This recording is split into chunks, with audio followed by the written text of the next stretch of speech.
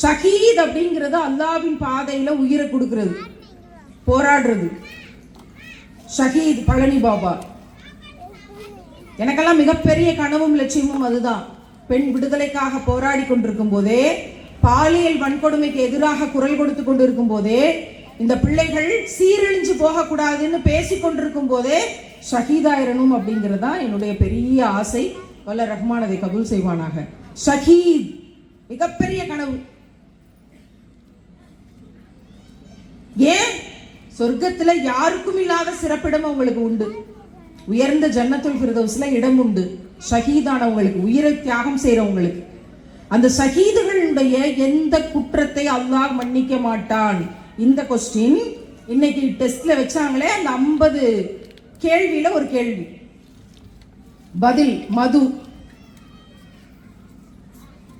அடுத்து 2-3 பதில் இருக்கு, ஒரு பதில் கடன், வட்டி கடன். எந்த குற்றத்தை, ஷஹீதுகளுடைய எந்த குற்றத்தை அல்லாஹ் மன்னிக்க மாட்டான்? ஆன்சர் என்ன? கடன். ஷஹீதுகளுக்கே அந்த நிலைமைனா நமக்கெல்லாம் என்ன நிலைமை?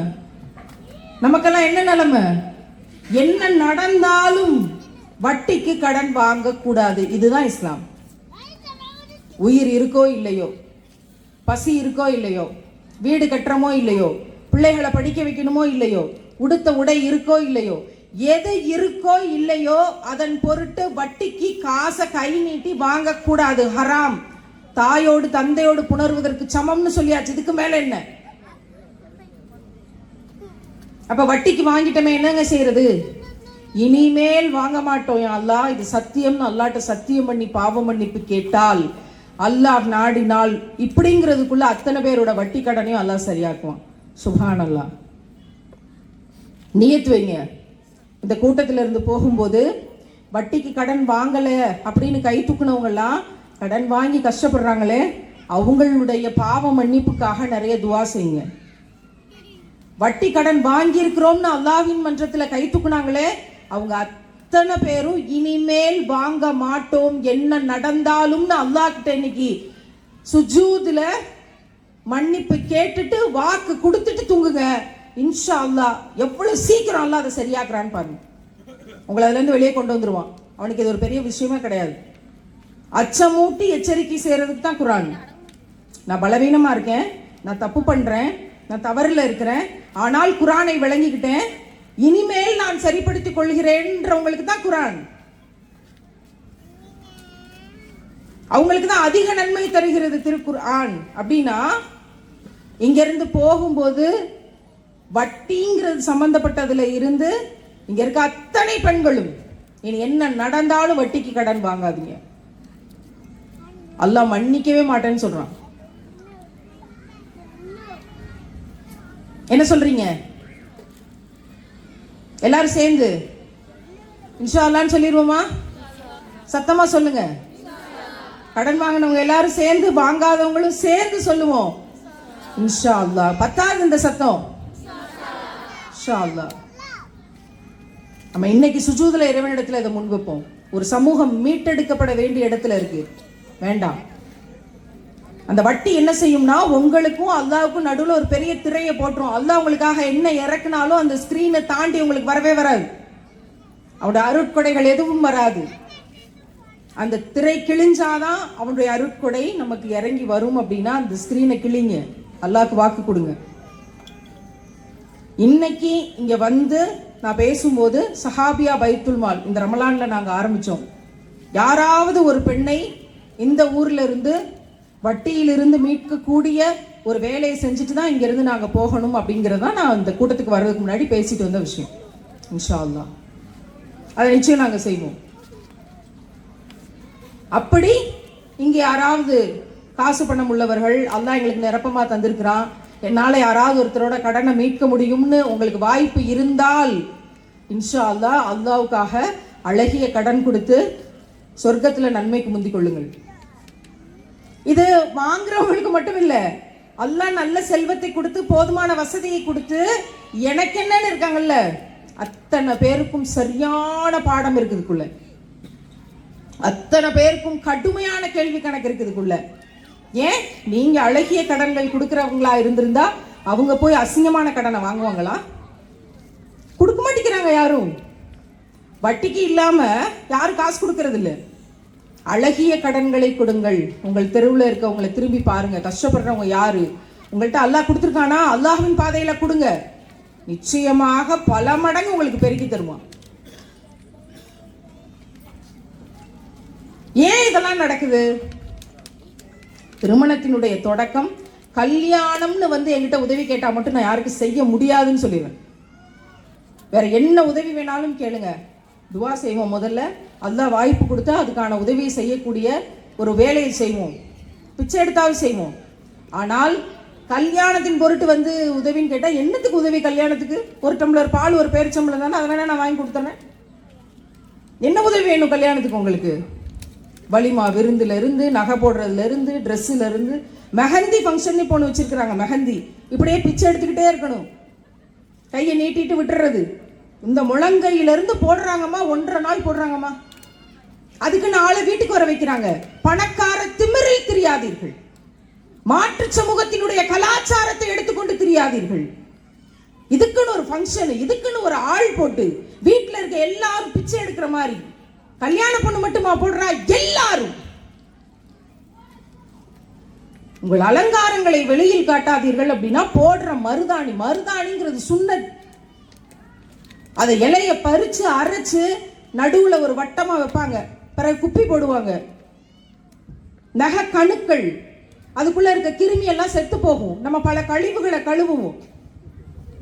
அதுக்காக அந்த கிருமி நாசினியாக பயன்பட்டுச்சு. பித்தத்தை உடம்புல இருந்து எடுக்கும், மெடிசினா பயன்பட்டுச்சு. இன்னைக்கு கெமிக்கல் கோனை போட்டுக்கிட்டு எல்லாரும் கால் முழுக்க கை முழுக்க ஹராம். கல்யாணம்ங்கிற பேர்ல கல்யாணம் மட்டும் அங்க நடக்குது. பர்தாவை காணா, ஹிஜாபை காணா, எதுவுமே இல்ல பேணுதலாக பல இடங்கள்ல ஹராம். பிறகு எங்க இருந்து நான் நன்மைக்கு முந்திக் கொள்றது? பிறகு எங்க இருந்து என்னுடைய வாழ்க்கையில அல்லாஹ்வோட அருட்கொடையோட வேலைகள் நடக்கிறது? பிறகு எங்க இருந்து பிள்ளைகள் சாலிகான பிள்ளைகளாக வளர்றது? நம்ம ஊர்ல இதெல்லாம் நடக்கலையா? நடக்கலையா? நடக்குது. ஒரு நாள் கூத்து, 10 நாள்ல தலாக், குலா. பள்ளிவாசல்ல நிர்வாகிகள்லாம் தலையை பிச்சுக்கிட்டு இருக்கிறாங்க, அவ்வளவு அப்ளிகேஷன்ஸ். இதுல பிள்ளைகள் காதல். தராவி தொழுக வச்ச பிள்ளை எவனோடய ஓடி போயிட்டா. என்னங்க, குரான் படிச்சு விளங்கி குரானை மனப்பாடம் செஞ்ச பிள்ளை ஓரின சேர்க்கையாளரா போயிட்டா. பொம்பளையும் கல்யாணம் பண்றது, பொம்பளை பிள்ளையும் காதலிக்கிறது. கிராமத்துல இருந்து 2 பொம்பளை பிள்ளைகள் போய் சென்னையில ஒரு டிவிக்கு பேட்டி கொடுத்துட்டு உட்காந்துருக்கிறாளுங்க. என்னன்னு, எங்க 2 பேருக்கும் கல்யாணம் பண்ணி வைங்க. 2 பொம்பளை பிள்ளைகள் போய் எங்க 2 பேருக்கும் கல்யாணம் பண்ணி வைங்கன்னு போய் உட்காந்துருக்காளுங்க.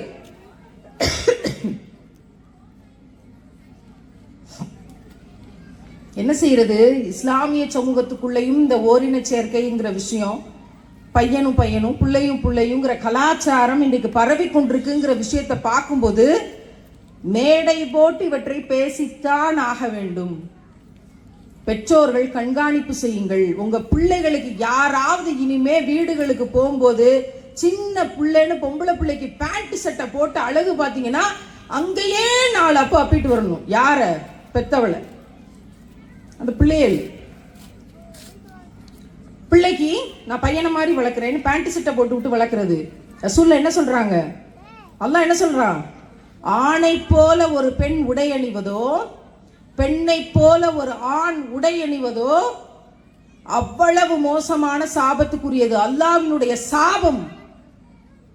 கிப்பி வெட்டிக்கிட்டு சுத்துறது, பேண்ட் சட்டை போட்டு விடுறது. 10 வயசுல கிப்பி வெட்டி பேண்ட் சட்டை போட்ட பிள்ளை 25 வயசுல நான் ஒரு ஆண் நிக்கிறா. யார் பதில் சொல்றது? இப்போ எவ்வளவு பெரிய சாபம் தெரியுமா அது? எனக்கு என்னன்னு பெற்றோர்கள் கண்டுக்காம விட்டுறது பரவி கொண்டிருக்கிறது. எச்சரிக்கையாக இருங்கள், கண்காணிப்பு செய்யுங்கள். ஒரு பக்கம் இப்படி, இன்னொரு பக்கம் எல்லா பிள்ளைகளும் இன்ஸ்டாகிராம் வச்சிருக்காளுங்க. முதல்லாம் 5-7 வருஷத்துக்கு முன்னாடி ஃபேஸ்புக்னு பேசி கொண்டிருந்தாங்க, பிறகு வாட்ஸ்அப்னு பேசி கொண்டிருந்தாங்க. இப்போ இன்ஸ்டா, எல்லாம். ஒரு பிள்ளை 10 இன்ஸ்டாகிராம் அக்கௌண்ட்டை வச்சுக்கிட்டு ஒரே போன்ல 10 பேர்கிட்ட பேசிக்கிட்டு இருக்காங்க. ஒரு பிள்ளை 10ஆம் கிளாஸ் படிக்கிற பிள்ளை 10 பேர்கிட்ட பேசிக்கிட்டு இருக்கா. 10 பேரையும் லவ் பண்றா. 10 பேரோடையும் போவதற்கு தயாராக இருக்கிறா. இப்ப இது நீங்க என்ன செய்வீங்க? ஒரே பொம்பளை பிள்ளை இந்த வீட்டுக்கு, கல்யாணமாகி பிள்ளை பிறக்காம தவம் இருந்து அழுது தொழுது 10 வருஷம் கழிச்சு பிறக்கிற பிள்ளையாக இந்த பிள்ளை இருக்கு. ஆனா அந்த பிள்ளை 10ஆம் கிளாஸ் படிக்கிறதுக்கு வரும்போது இவ்வளவு பெரிய மோசமான நிலைமை. யார் காரணம் சொல்லுங்க? யார் காரணம்? இதுக்கு யார் காரணம்? அந்த பிள்ளை காரணமா?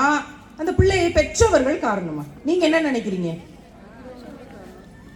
அந்த பிள்ளை காரணமா, பிள்ளையை பெற்றவங்க காரணமா? பெற்றவங்க காரணம். செல்போனை கொடுத்துட்டு நீங்க பேசாம இருந்தீங்கன்னா,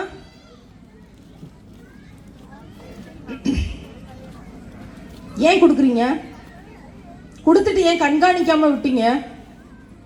கொடுங்க. என் பிள்ளை அதுல என்ன பாக்குது, என்ன சர்ச் பண்ணுது, எதை அழிக்குது எல்லாம் தெரிஞ்சிருந்தீங்கன்னா நீங்க கொடுங்க, கண்காணிப்பு செய்யுங்க. உங்க போன்ல இருந்து அந்த போனை கண்காணிப்பு செய்ய ஏகப்பட்ட வழிமுறைகள் வந்துருச்சு. கண்காணிக்க தெரியாது என்ற பெற்றோர்கள் பிள்ளைகளிடம் செல்போனை கொடுக்காதீங்க. அப்படி ஒரு படிப்பே உங்க பிள்ளைக்கு தேவை. ஆன்லைன் கிளாஸ், விளக்கமாறுகள், அப்படி ஒண்ணுமே தேவையில்லை. படிப்பு போயிரும்ல. கொரோனா வந்துச்சா? எத்தனை வருஷம் ஸ்கூல் மூடி இருந்துச்சு? 2.5 வருஷம் பிள்ளைகள் பள்ளிக்கூடத்துக்கு போக முடியாம மாத்தி மாத்தி திணறினாங்களே. தெருவெல்லாம் பிணங்கள், எல்லா வீடும் பூட்டி கிடந்துச்சு. பால் பாக்கெட் கூட வாங்க முடியாம எல்லா தெருவும் அடைச்சு கிடந்துச்சு. அவ்வளவு மரணங்கள். எங்க படிச்சாங்க பிள்ளைங்க? இப்ப என்ன ஆயிருச்சு? இந்த உலகமே அழிஞ்சிருச்சா? 2 வருஷம் பிள்ளைங்க ஸ்கூலுக்கு போய் படிக்கலன்னா இந்த உலகம் அழிஞ்சிருச்சா? ஆன்லைன் கிளாஸ்ங்கிற பேர்ல எல்லாருக்கும் எப்போ மொபைலை கொடுத்தமோ அதுக்கு பிறகு சீரழிவோட சதவீதம் 25% அதிகமாயிருச்சு. ஆன்லைன் கிளாஸ்ங்கிற பேர்ல உங்கள் பிள்ளைகளுக்கு பக்கத்துல இருக்கிற துப்பு இருந்தா போனை கொடுத்துட்டு பக்கத்துல உட்காந்துருங்க. போனை பிறகு வாங்கிருங்க. இல்லைங்க எனக்கு அந்த துப்பு கிடையாதுங்க, எனக்கு அந்த திராணி கிடையாதுங்கன்னா கொடுக்காதீங்க. அல்லாஹ்க்கு யார் பதில் சொல்றது? இறைவன் பாதுகாக்கணும். நான் படிக்கிற பிள்ளைகளுக்கு சொல்றேன். இன்ஸ்டால ஆண்களை பார்த்து பேசி கொண்டிருக்கிற பிள்ளைகளுக்கு சொல்றேன். நேற்று ஒரு தாய் சொல்றா, அவங்க அப்பா ஏசிலே அந்த பிள்ளைய வளர்த்தாங்க. 4 வீடு, ஒவ்வொரு வீட்லயும் ஏசி. எந்த ஊருக்கு போனாலும் அந்த பிள்ளைக்கு ஏசி. அப்படி போட்டு பிள்ளைய கார்ல கூட்டிட்டு போய் வந்து அப்படி வளர்த்தாராம். டிகிரி முடிக்க வச்சு எப்போதும் லேப்டாப்ல தான் ஒர்க் பண்ணுவாளாம். அப்படிப்பட்ட பிள்ளை இந்த கொரோனா லாக்டவுன் வந்த சமயத்துல ஒரு லாரி டிரைவரோட பழகி ஓடி போயிட்டாங்க. இந்த வாரம் ஓடி போயிட்டா. அவங்க அப்பா போய் சொந்தக்காரங்களை எல்லாம் கூட்டிட்டு போறாரு. கூட்டிட்டு போய் அந்த பிள்ளை காலில் விழுந்து அழுதாராம். வந்துருமா, அவன் ஒரு கஞ்சா பொறுக்கி, வந்துருமா, நாங்க எல்லாமே விசாரிச்சிட்டோம். அவன் கூட்டிட்டு போன வீட்டுல சீட்டு வீடு, தகர சீட்டு வீடு. தகர சீட்டுல ஃபேனும் இல்ல ஒண்ணும் இல்ல. அப்படிப்பட்ட ஒரு சீட்டு வீடு. டாய்லெட் பாத்ரூம் அந்த வீட்டுல கிடையாது. அப்படிப்பட்ட ஒரு இடத்துக்கு கொண்டு போய் வச்சிருக்கிறான். நான் அவனை விட்டுட்டு வர மாட்டேன். உன்னை எப்படியெல்லாம் நான் வளர்த்தேம்மா, உன்னை எவ்வளவு கஷ்டப்பட்டு வளர்த்தேன், உன்னை எவ்வளவு சொகுசா வச்சிருந்தேன், என் வீட்டு இளவரசின்னு உன்னை நினைச்சிருந்தனே, வந்துருமான்னு வாயால கூப்பிடல, காலில் விழுந்து அழுது கூப்பிட்டுருக்க. அந்த பிள்ளை என்ன செஞ்சாலும் தெரியுமா? படிக்கிற பிள்ளைகள், காதல் என்கிற பெயரில் தருதலைகளோடு ஓடி போகிற பிள்ளைகள், ஹார்மோன்களை எதிர்கொள்ள தெரியாத பிள்ளைகள், கல்வி என்கிற பெரிய வரத்தை சொத்தை விட்டுவிட்டு இந்த அயோக்கியர்களோடு கேவலங்களோடு ஓடி போகிற அந்த தருதலைகளில் கேட்பாங்களான்னு தெரியல. நல்ல பிள்ளைகள் கேளுங்க, பாதுகாத்து கொள்ளுங்க. அந்த பிள்ளை காலை தட்டி விட்டுட்டு என்னால வர முடியாது, நான் அவர் கூட தான் இருப்பேன், இங்க இருந்து எந்திரிச்சு போயிருங்க. எந்திரிச்சு அப்படியே கண்ணீரை துடைக்காம நிமிந்து தான் பிள்ளை மூஞ்சிய பார்க்காம தலை குனிஞ்சுக்கிட்டு அந்த தகப்பன் அப்படியே போயிட்டாரு. அவரால் நிம்மதியை சாப்பிட முடியுமா? இப்ப இந்த தருதலையை தேடிக்கொண்டு போய் நீங்க அடைஞ்சது என்ன? என்னோட ஒரே கேள்வி அதுதான்.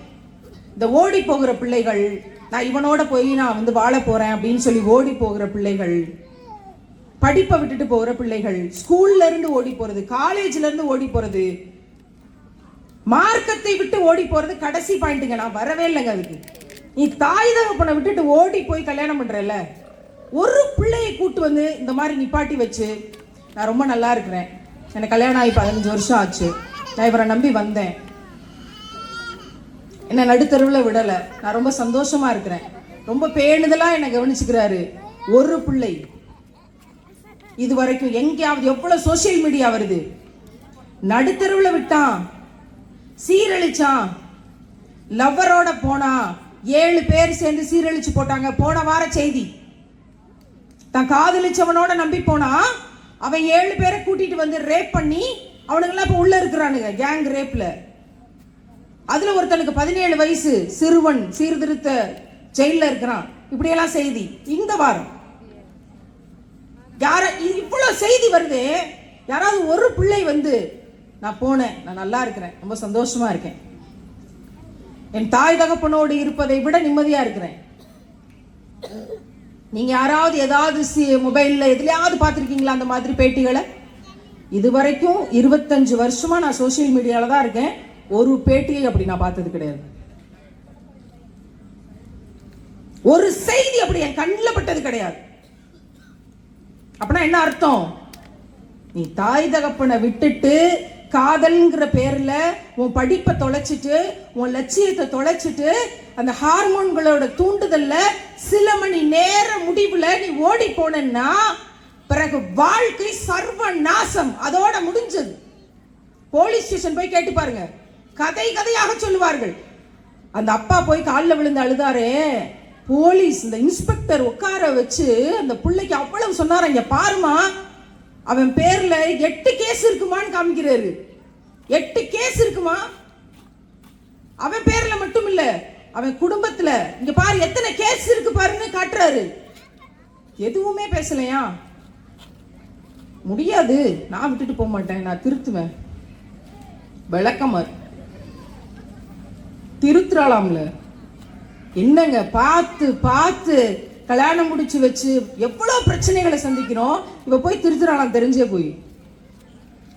நான் சொல்றேன், படிக்கிற பிள்ளைகளுக்கு சொல்றேன், உயர்ந்த லட்சியம் கொள்ளுங்கள். இந்த உலகத்துக்கு நீங்க எதுக்காக வந்திருக்கிறீங்க? சின்ன வயசுல இருந்து உங்களுக்கு இஸ்லாம் கிடைச்சிருக்கு, மிகப்பெரிய பாக்கியம். எனக்கெல்லாம் 36 வயசுல தான் கிடைச்சது. எத்தனை நாள் அழுதுருக்கேன் தெரியுமா? எனக்கு ஒரு 15 வயசுல கிடைச்சிருந்தா, ஒரு 20 வயசுல கிடைச்சிருந்தா 15 வருஷம் நான் நிம்மதியா இருந்திருப்பனே. எத்தனையோ கண்ணீர்ல இருந்து நான் விடுபட்டு இருப்பனே. அல்லாஹ் என்ற பற்றுக்கொடியை பிடிச்சுக்கிட்டு, ரசூல்லாங்கிற பற்றுக்கொடியை பிடிச்சுக்கிட்டு ஓடி இருந்திருப்பனே சந்தோஷமா. ஆனா இறைவன் 36 வயசுல தானே எனக்கு தந்தான். அதுக்கு என் பையன் சொல்றான், அப்படி சொல்லாதீங்கம்மா, நீங்க அவ்வளவு தூரம் கஷ்டப்பட்டு வந்ததுனாலதான் இன்னைக்கு கஷ்டப்பட்டு கொண்டிருக்கிற பெண்களுக்காகவே உங்க வாழ்க்கையோட ஒவ்வொரு நொடியையும் நீங்க வேலை செய்யணும்னு நினைக்கிறீங்க. அல்லாஹ் இதை உங்களுக்கு கிஃப்டா தந்திருக்கிறான், அதனால நீங்க அப்படி சொல்லாதீங்க. சுப்ஹானல்லாஹ்.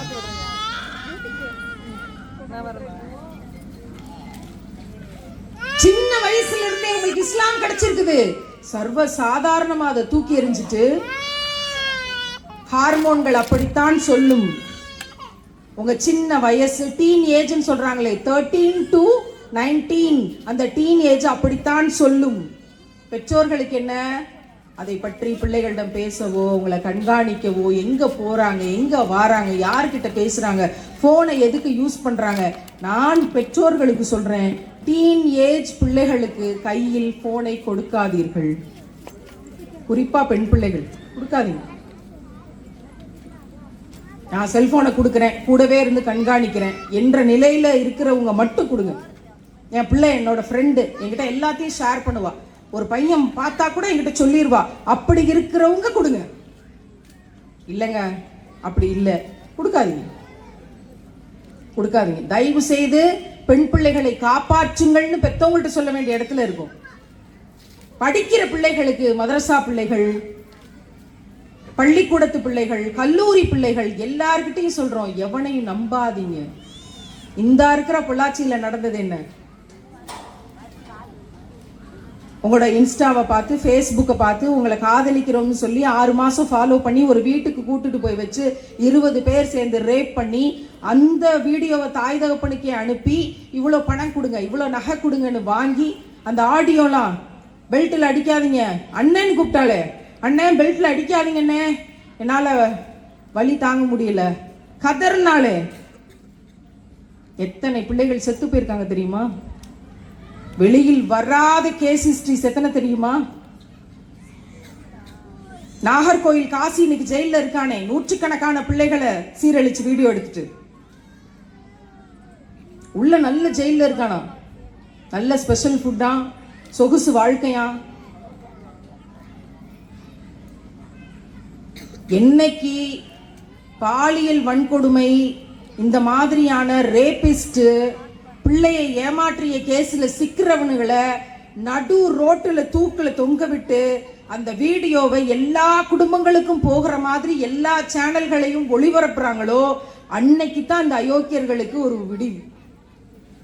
அன்னைக்கு பாப்பாங்க இந்த பிள்ளைங்க, ஐயோயோ இவனையா நம்பணும், இவனையா நம்ப பார்த்தோம், இவன் ஃப்ரெண்டு கூட ஏன் நம்ம லவ் பண்றோம்னு பேசிக்கிட்டு இருந்தோம். அன்னைக்கு பாப்பாங்க அந்த பிள்ளைங்க. நீங்க 2ஆம் தடவை திரும்ப பார்த்தா கூட அவன் அழகா இருக்கான், ஆல்ரெடி அவன் ரொம்ப ஸ்மார்ட்டா இருக்கான்ல, 2ஆம் தடவை திரும்ப பார்த்தா கூட இந்த கண்கள் விபச்சாரம் செய்ததாக இறைவன் மறுமையில் கேள்வி கணக்கில் வைப்பான் அப்படின்னு சொன்ன உன்னத வழிகாட்டி அந்த இஸ்லாம், அந்த இடம் நம்முடைய இடம். ஆனா சர்வசாதாரணமா செல்போனை வச்சு கொண்டு பேசுறது. இந்த பிள்ளைகளுக்கு என்ன நினைப்பு? இன்னைக்கு இந்த போட்டியை நடத்தக்கூடிய சகோதரர் சொல்றார், இந்த பிள்ளைகளுக்கு என்ன நினைப்பாயிருதுனாமா, செல்போன் வழியாக மற்ற சமூகத்து ஆண்களே அவங்க பாக்குறாங்க ஈஸியா. அந்த பிள்ளைகளுக்கு என்ன நினைப்புனா, முஸ்லீம் ஆண்கள் அறிவுல கம்மியா இருக்கிற மாதிரியும் மற்ற சமூகத்து ஆண்கள்லாம் அறிவுல நிறைய இருக்கிற மாதிரியும் ஆட்டோமேட்டிக்கா அவங்களுக்கு ஒரு கற்பனை. அவனு பிரெஞ்சு தாடியை வச்சுக்கிட்டு, இன்னைக்கு பெண் பிள்ளைகளுக்கு பியூட்டி பார்லர் மாதிரி எல்லா ஆம்பளை பிள்ளைகளுக்கும் பியூட்டி பார்லர் வந்துருச்சு. முதல்ல முடி மட்டும் தான் வெட்டி விட்டுக்கிட்டு இருந்தாங்க, இப்போ தலையில நெருப்பு பொருத்தி வைக்கிறான். என்னன்னு கேட்டா ஃபயர் கட்டிங். இந்த பக்கம் முடி வைக்க மாட்டேங்கிறான், இந்த பக்கம் முடி வைக்க மாட்டேங்கிறான், தலையில வந்து ஏதோ முளைப்பாரியை கட்டி விட்ட மாதிரி நடுவுல மட்டும் கட்டி விட்டுருக்கான். முடி வளர்க்குறான் பிள்ளைங்க ஸ்டைலுன்னு சொல்லிட்டு. 1 பாக்ஸ் கட்டிங், 2 பாக்ஸ் கட்டிங், நடுவுல காளான் முளைச்சு கிடக்கிற மாதிரி முளைச்சு கிடக்குது காடு நடுவுல. குருவி தான் கூடு கட்டணும். இதெல்லாம் ஸ்டைல். தலையில நெருப்பு பொருத்தி விட்டு ஃபயர் கட்டிங். இதெல்லாம் யாருக்கு? ஆண் பிள்ளைகளுக்கு. 58 வகை தாடி வைக்கிறாங்களாம் பிள்ளைகள். அவ்வளவு கடை, அவ்வளவு பார்லர் வந்துருச்சு பாய்ஸுக்கு. ஏன்? பிள்ளைகளை கவரணும்ல. அதெல்லாம் பார்த்துட்டு செல்போன்ல அந்நிய சமூகத்து மற்ற மதத்தினுடைய பிள்ளைகள், ஆண்கள்லாம் ரொம்ப அழகாகவும் ரொம்ப அறிவாளிகளாகவும் இந்த பிள்ளைகளுக்கு தெரிய ஆரம்பிச்சிடுறாங்க. ரொம்ப ஈஸியா ஃபாலோ பண்ணிட்டு அந்த ஈர்ப்பின் பின்னாடி போயிடுறாங்கம்மா. இதாம்மா காரணம். நான் அந்த பிள்ளைகளுக்கு ஒன்று சொல்றேன், இந்த உலகத்துல என்ன நடக்குதுங்கிறத விடுங்க, நீங்க ஒரு நாள் செத்து தான் போவீங்க. இந்த மண்ணுக்குள்ளதான் போட போறாங்க. அதுக்கு பிறகு மறுமை என்ற ஒன்று உண்டு. எந்த பிள்ளை பேணுதலாக தாய் தகப்பன் சொன்னதை கேட்டு ஹார்மோன்களை எதிர்கொண்டு உயர்ந்த லட்சியம் வச்சு உலக கல்வியும் படிச்சு மார்க்க கல்வியும் படிச்சு பேணுதலாக இருந்து ஒழுக்கத்தோடு எது நடந்தாலும் ஹலாலா நிற்பேன், எனக்கு எது கிடைச்சாலும் கிடைக்காட்டி நான் ஹலாலா இருந்தேன், நான் வட்டிக்கு உடன்படல, வரதட்சணைக்கு உடன்படல, அந்நிய ஆணை பார்க்கல, 2ஆம் முறை ஒருத்தனை திரும்பி பார்க்கல அப்படின்னு எந்த பிள்ளை இருந்தாலோ அந்த பிள்ளைகள், அந்த பெண்கள் நாளைக்கு உயர்ந்த சொர்க்கத்துல இருப்பாங்க. அவ்வளவு அயோக்கியத்தனத்தையும் செஞ்ச நீ நரகத்துல இருப்ப. இறைவன் மன்னிக்கட்டும். யாருக்கும் அந்த கடினம் வரக்கூடாதுன்னு நம்ம துவா செய்யறோம். ஆனால் அச்சமூட்டி எச்சரிக்கை செய்யப்பட்டு சொல்லப்படுற விஷயம் இதுதான். அன்னைக்கு என்ன செய்வீங்க? இந்த இம்மையில கஷ்டப்பட்டு பேணுதலாக இருந்த பெண்கள், ரசூல்லாவோட பரிந்துரை, என்னுடைய உம்மத்து நான் சொன்னதுக்காக பேணுதலா இருந்த பிள்ளை கஷ்டப்பட்டு, யா அல்லாஹ் அவளுடைய பாவங்களை மன்னிச்சு அவளுக்கு சொர்க்கத்தை கொடு அப்படின்னு முகமது நபிகள் நாயகம் ஸல்லல்லாஹு அலைஹி வஸல்லம் அவங்க வந்து கேட்பாங்க. அல்லாஹ் கிராண்டட்னு சொல்லி கொடுப்பான். சுப்ஹானல்லாஹ். அந்த பிள்ளைகள் அங்க இருப்பாங்க, நீங்க எங்க இருப்பீங்க? உங்களுக்கு பரிந்துரை கிடைக்குமா? ரசூலுல்லாஹ்வின் உன்னதமான பரிந்துரையை இழந்துவிட்டு, சொர்க்கத்தை இழந்துவிட்டு, இந்த பிச்சைக்கார பரதேசி நாய்களோட எங்க வேகமா போறீங்க? எங்க வேகமா போறீங்க? தெருவுல நாயும் தான் குட்டி போடுது, பன்னியும் தான் குட்டி போடுது, அதுவும் தான் ஒரு வாழ்க்கையை வாழுது குடும்பமா சாக்கடையில. மனிதர்களுக்கு இத்தனை அறிவையும் கொடுத்து, சிந்திக்கிற ஆற்றலை கொடுத்து, குர்ஆன்ல ஒவ்வொரு இடத்துலையும் சிந்திக்க மாட்டீங்களா? சிந்திக்க மாட்டீங்களா? சிந்திக்க மாட்டீங்களா? அப்படின்னா நானா இருக்க விரும்புறேன், நான் என் மனசுல என்ன நினைக்கிறேனோ அதன்படி இருக்க விரும்புறேன், எனக்கென்று என்ன சுதந்திரம் இருக்கோ அதன்படி நான் வாழ விரும்புறேன். எப்படி? இங்க என்ன சந்தோஷமா இருக்கிறதுக்காக வந்திருக்கோம்? எல்லாரும் சந்தோஷமா இந்த பூமியில இருக்கிறதுக்காக வந்திருக்கிறோம்? இங்க வந்ததுக்கு காரணம் என்ன? இறைவன் இங்க ஒவ்வொருத்தரையும் படைச்சதுக்கு காரணம் என்ன? டெஸ்ட் வச்சு அனுப்பிட்டு இருக்கிறான். இந்த டெஸ்ட்ல யார் ஒழுக்கத்தோடு ஹலாலாக வாழ்ந்தார்களோ அவங்களுக்கு சொர்க்கம். இந்த டெஸ்ட்ல யார் ஒழுக்கம் தவறி ஹலாலா வாழலையோ அவங்களுக்கு நரகம். டெஸ்ட் வச்சிருக்கு. நபிமார்களின் வரலாறு உங்களுக்கு எல்லாருக்கும் தெரியும்ல. எந்த ஒரு நபியாவது இங்க சந்தோஷமா இருந்தாருன்னு ஒரு நபியை சொல்லுங்க. ஒரு நபி, ஒரே ஒரு நபி ரொம்ப சந்தோஷமா ஹாப்பியா ஜாலியா வாழ்ந்துட்டு போனார்ல, அந்த நபி மாதிரி நான் இருந்து போறேன், இந்த நபியெல்லாம் கஷ்டப்பட்டாங்க, அவங்க வழிக்கு நான் வரல, யாராவது ஒரு நபியை சொல்லுங்க. சின்ன வயசுல இருந்து பயான் கேட்டிருப்பீங்கல்ல, யாராவது ஒரு நபி இருக்காங்களா? அப்படி யாராவது ஒரு நபி, ஒரு இறை தூதர், அவ்வளவு பெரிய இடம், உயர்ந்த இடத்துல இருக்க போறவங்க வாழ்க்கை முழுக்க கஷ்டப்பட்டாங்களா? வாழ்க்கை முழுக்க சந்தோஷமா இருந்தாங்களா? வாழ்க்கை முழுக்க கஷ்டப்பட்டாங்கிறது சத்தியம்னா, அவங்களோட உம்மத்துக்களாகிய நம்மளும் ஏதோ ஒரு கஷ்டப்படுறதுக்காக தான் வந்திருக்கிறோம். ஆனா அல்லாஹ்வின் மீது நம்பிக்கை கொண்டிருந்தா அது அல்லாஹ் லேசாக்கி தருவான். ஒண்ணுமே இல்லைன்னு ஆக்கி தருவான். இதுல எங்க இருந்து? சினிமா, மீடியா, கூத்துக்கள், இன்ஸ்டா.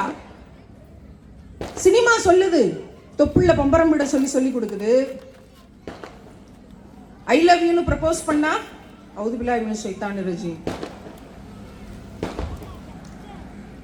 ஐ லவ் யூன்னு ப்ரப்போஸ் பண்ணா பட்டாம்பூச்சி பறக்கும், 10 பேர் பக்கத்துல நின்று வயலின் வாசிப்பாங்க, வெள்ளை ட்ரெஸ் போட்டுட்டு சுத்தியிலும் 100 பேர் கவுனை போட்டுக்கொண்டு லாலாலான்னு டான்ஸ் ஆடுவாங்க. திடீர்னு குண்டு பல்பெல்லாம் எரியும், அப்படியே மேல நிமிந்து பார்த்தா நட்சத்திரம்லாம் நிலாவா மாறிடும். இதெல்லாம் சினிமா சொல்லி தருது. ஒரு மண்ணும் கிடையாது. இந்த கரும்பு மிஷினுக்குள்ள கரும்பை விட்டு சக்கையா தூக்கி போடுவான்ல, அது மாதிரி உன்னை பயன்படுத்தி கொண்டு தூக்கி போடக்கூடிய ஒரு விஷயம் தான் நடக்குது சமூகத்துல. நீங்கள் யாரை பெரிய காதல்ங்கிற பேர்ல ஓடி போறீங்களோ அந்த தருதலை. இனி இந்த ஊர்ல இருந்து, இந்த இடத்துல இருந்து, இந்த குடும்பங்கள்ல இருந்து ஒரு பிள்ளை தன்னோட ஹார்மோன்களோட தூண்டுதலால அல்லாஹ் ரசூலை விட்டுட்டு, தன் தாய் தகப்பனை விட்டுட்டு, இனி ஒருத்தனை அயோக்கியனை நம்பி காதல்ங்கிற பேர்ல எங்கேயும் போயிடக்கூடாது. இறைவன் பாதுகாக்கணும்னு நிறைய துவா செய்யுங்க. எல்லா குடும்பங்களுக்காகவும் துவா செய்யுங்க. அப்படி எவ்வளவு பேர் கண்ணீரும் கம்பளையுமா வந்து கடந்த பிறகு வந்து இன்னைக்கு நம்ம முன்னாடி நிக்கிறாங்கன்ற அத்தாட்சிகளை எல்லாம் நேரில் பார்த்தவர்கள் சொல்றோம். உடம்பு பூரா அடி, தையல் போடாத இடமே கிடையாது. காட்டட்டுமா? நம்பி போனீங்களே, காட்டட்டுமா? இப்ப என்ன செய்வீங்க? தயவு செய்து பெற்றோர்கள் உங்கள் பிள்ளைகளுக்கு இந்த கதையெல்லாம் சொல்லிக் கொடுங்கள். 14-15 வயசு ஆயிருச்சுன்னா கூப்பிட்டு வச்சு சமூகத்துல நடக்கிற விஷயங்களை சொல்லிக் கொடுங்கள். உங்க பிள்ளைங்கிட்ட பேசுங்க. நம்ம சீரியல் பார்த்துக்கிட்டு உட்கார்ந்து இருந்தோம்னா எங்க இருந்து பிள்ளைகள்கிட்ட பேசுறது? இனி எந்த வீட்லயாவது போகும்போதெல்லாம் சீரியல் ஓடிச்சுன்னா டிவியை உடைச்சிடலாம்ன்ற முடிவுல தான் இருக்கேன் நான். ஏதாவது ஒரு சீரியல், நல்ல சீரியலுங்க, அது ஒரு 2 வருஷம் உட்காந்து பார்த்தா ஒரு நல்ல நிம்மதி கிடைக்குங்க. அது ஒரு சீரியல் சொல்லுங்க பாப்போம். ஒரு சீரியல் நெகட்டிவிட்டி இல்லாம, ஒரு வில்லி கேரக்டர் இல்லாம, பெண்கள் ரொம்ப மோசமானவங்களா சித்தரிக்கப்படாம சொல்லுங்க. ஆண்களை அவ்வளவு பேரும் ஆண்கள் அயோக்கியர்கள்னு கேவலங்கள் சீரியல்களை எடுத்துக்கொண்டு ஒப்பாரியை கூட்டிக் கொண்டு இருக்கிற அந்த கேவலங்களை டிவியில போட்டுக்கிட்டு டிவியை உடைச்சிருங்கன்ற. அதுக்கு பதில் நீ கேட்கிற சர்டிபிகேட்டை கொடுக்கலன்னா முஸ்லீம்ல அகதி முகாமுக்கு போங்கன்னு சொல்லி கொண்டிருக்கிற காலத்துல வாழ்ந்துட்டு இருக்கிறோம். அதை பத்தின பயமோ கவலையோ அந்த சமூக சிந்தனையோ எதுவும் இல்லாம சீரியல். பிள்ளைகள் என்ன செய்யும்? பிள்ளைகளை கொண்டு போய் எந்த ஸ்கூல்ல சேர்க்கிறது? இந்த ஸ்கூல்ல சேர்க்கலாமா, அந்த ஸ்கூல்ல சேர்க்கலாமா, சிபிஎஸ்சியில சேர்த்தாதான பிள்ளை பெரிய ஆளாகும். சின்ன வயசுல இருந்து அவ்வளோ மெனக்கிடுறது. மார்க்கத்தை என்ன விளங்குனீங்க? என்ன புரிஞ்சுக்கிட்டீங்க? கணவனுடைய கட்டுப்பாட்டில் சொல்லி தந்த சமூகம் கணவன் எப்படிப்பட்ட கணவனாக இருக்கணுங்கிறத திரும்ப திரும்ப சொல்லி கொடுத்தாங்களா? சொல்லி கொடுத்திருந்தா ஒரு முஸ்லிமான் வரதட்சணை வாங்குவாங்களா? ஒரு முஸ்லிமான் பொண்டாட்டியை கெட்ட வார்த்தையில பேசுவாங்களா? ஒரு முஸ்லிமான் விபச்சாரம் செய்வாங்களா? ஒரு முஸ்லிமான் உடம்பு பூரா தையல் போடுற மாதிரி பொண்டாட்டியை அடிப்பாங்களா? ஒரு முஸ்லிமான் 4 பொண்டாட்டியை கட்டலாம்னு சொல்லி இருக்கிறவளை எல்லாம் தெருவில் விட்டுட்டு போவாங்களா? ஒரு முஸ்லிமான் வட்டிக்கு காசு கொடுப்பாங்களா? காசு வாங்குவாங்களா? சொல்லி தர வேண்டும். சாலிகான கணவன் எப்படி இருக்கணும், சாலிகான மனைவி எப்படி இருக்கணும், ரெண்டையும் பேலன்ஸ் பண்ணி சொல்லி கொடுக்கணும்.